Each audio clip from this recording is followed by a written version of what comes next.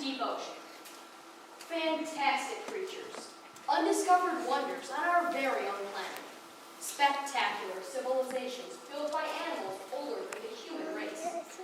The deep ocean has more undiscovered area than the surface of the moon. And it's from the depths of the ocean that comes a mysterious and breathtaking sound. That sound is the bloop.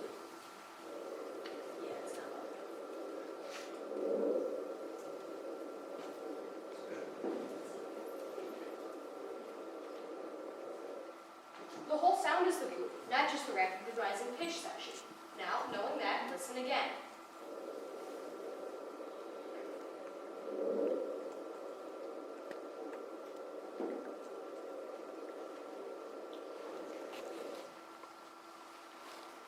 The bloop is an extremely loud sound that was transmitted several times during the summer of 1997, when naval microphones scouting for Soviet submarines picked up the bloop. The people at the naval base immediately knew that they had discovered something amazing. They told National Oceanic and Atmospheric Administration scientist, or NOAA scientist, Christopher Fox about their discovery, and he dubbed it bloop after he could not figure out its origin. But what he did figure out, the sound is coming from an animal. He said that it has to come from an animal because there is no non-living thing that can carry out a frequency of noise that is so low-pitched and so loud, while also having a frequency change of that magnitude. A magnitude so large that it jumps 40 hertz in less than a second. Please turn your attention to the spectrogram. This is a spectrogram of the bloop. The horizontal axis represents time, while the vertical axis represents pitch. The cold colors are the background colors, while the orange colors represent the pitch. As you can see here, there's a constant strip of orange at the bottom of the spectrogram. This is the low-pitched sound that you throughout most of the noise.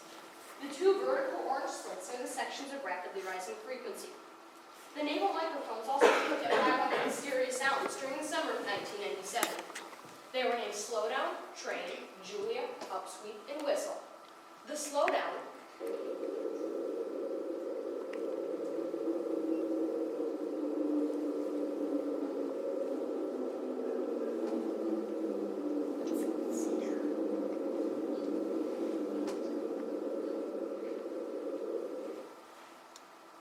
was tracked to Antarctic ice melting, an indicator of global warming. The other sounds have no known origin. Although we have no idea where the bloop came from, we do know that it matches the right frequency to come from an animal, and we do have two main suspects. Number one, the giant squid. Giant squids are suspects, mainly because they live way deep down in the ocean in the area of the origin. We have no idea how big they can get, and the fact that they are so alien and that so little is known about them. Wild giant squid have no gas-filled sac that allows them to produce sound. There may be a species of squid that can make sounds, but until a new species is discovered, it is not a giant squid. Our second suspect, the blue whale. This giant mammal is the largest known living thing on the face of the earth. It has the right equipment to make really loud noises, such as blue whale song.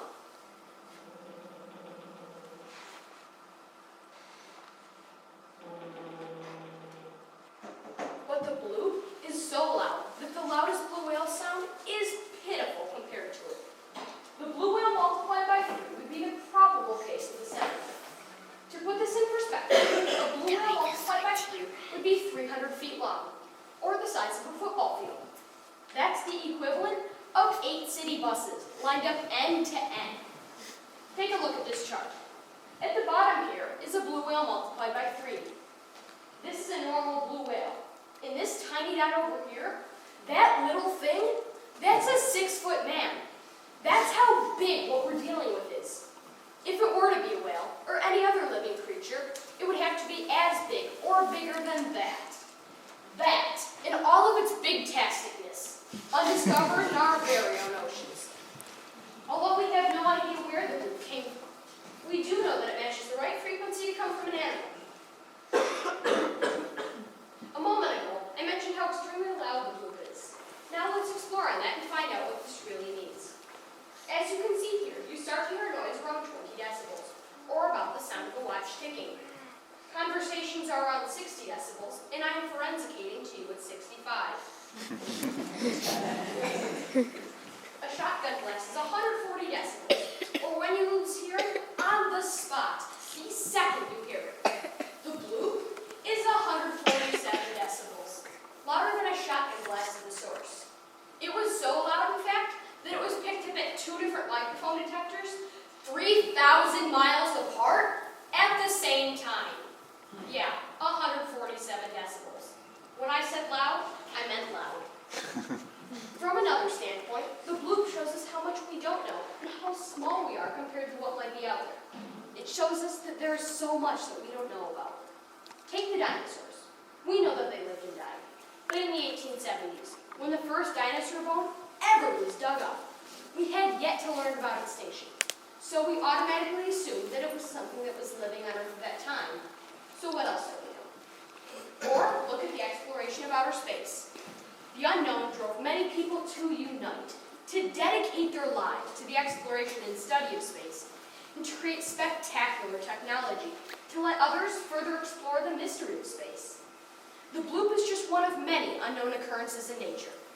Just like space, maybe we can get people to unite, to dedicate their lives to the exploration and study of space.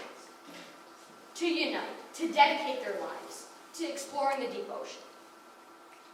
Many objects or events, such as the bloop or outer space, or the dinosaurs, are a few supporting examples in showing us how small we are compared to what might be out there and what is out there. As I mentioned earlier, we had no idea what the unknown was then.